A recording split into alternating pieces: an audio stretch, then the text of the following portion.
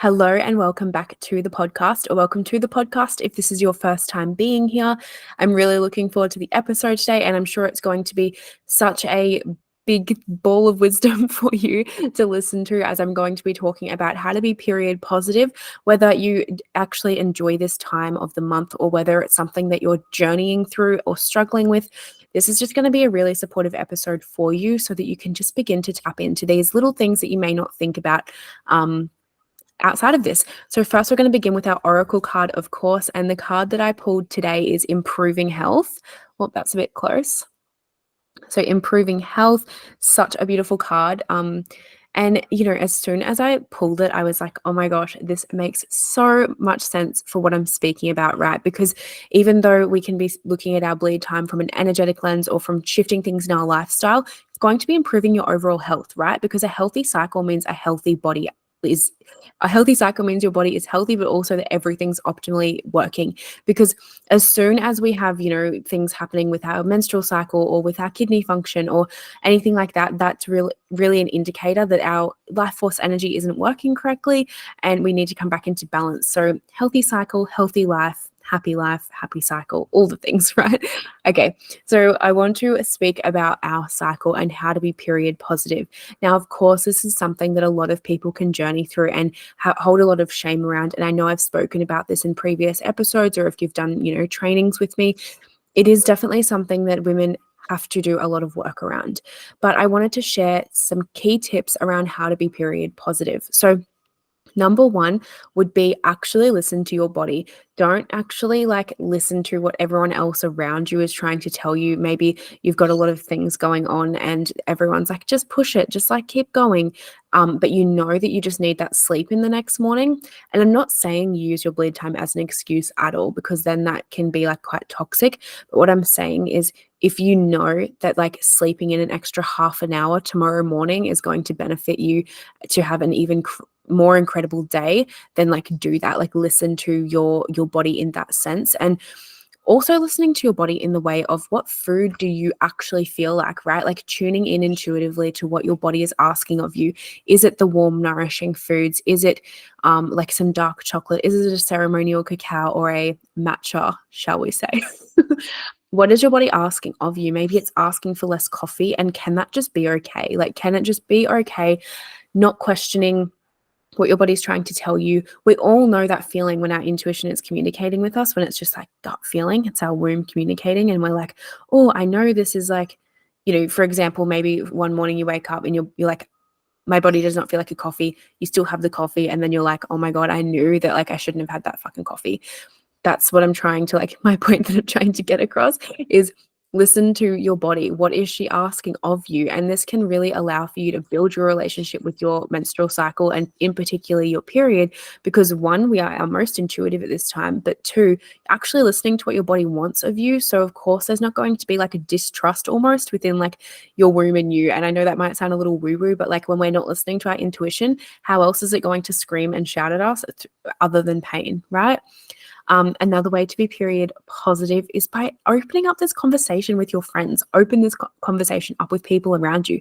Speak about it with your partner. Speak about it with your sister. Speak about it with your mom or whoever it is that you have in your close proximity. Actually break that stigma of it being something that is super weird or super icky or shameful or secret or anything like that. Open it up. And maybe you are someone who already does this, and that is so incredible, because that means you are actually on the path to being period positive, because there are still so many people, and absolutely no shame if you are in this boat, but there are still so many people who actually feel a lot of shame around admitting that they're on their bleed, or telling people, oh, actually I don't want to do this because my energy is feeling really inward.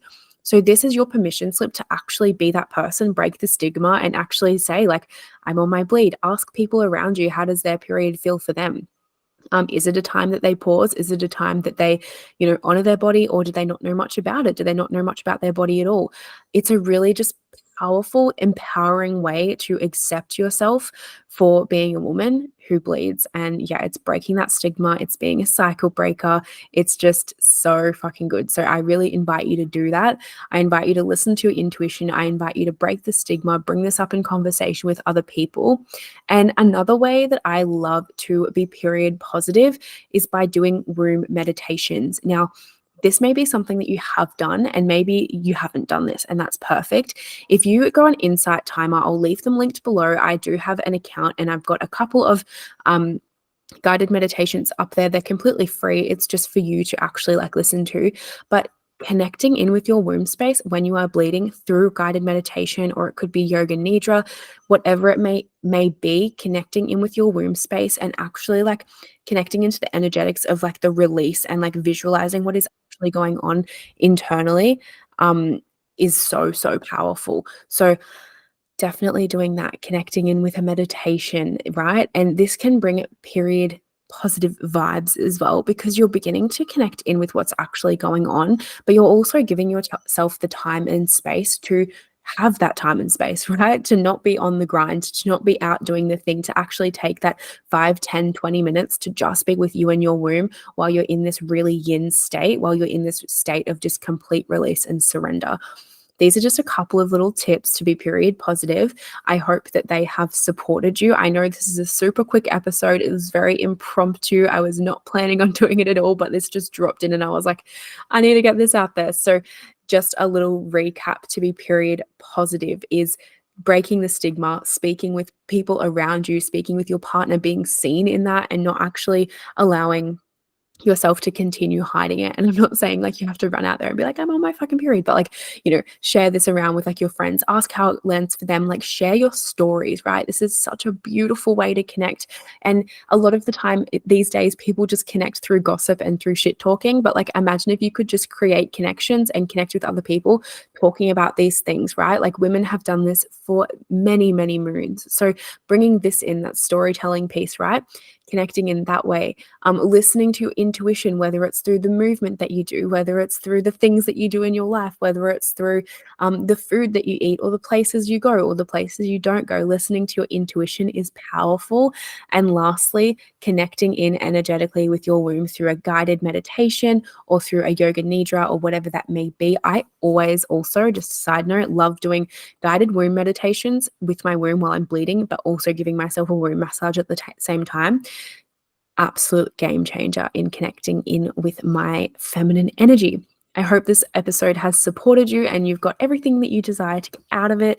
We're coming up to episode 50 soon, so I'm thinking of doing something special. I'm not sure if we'll do like maybe a community podcast episode all together, jump on like a Zoom call, or what we'll do. I'm still deciding, but we'll do something. I might even just do a giveaway or a really vulnerable episode of my journey. Let's see what comes for episode 50, but definitely look forward to that. Other than that, enjoy the rest of your day today. I love you so much, and thank you always for supporting me. I am forever grateful. Bye.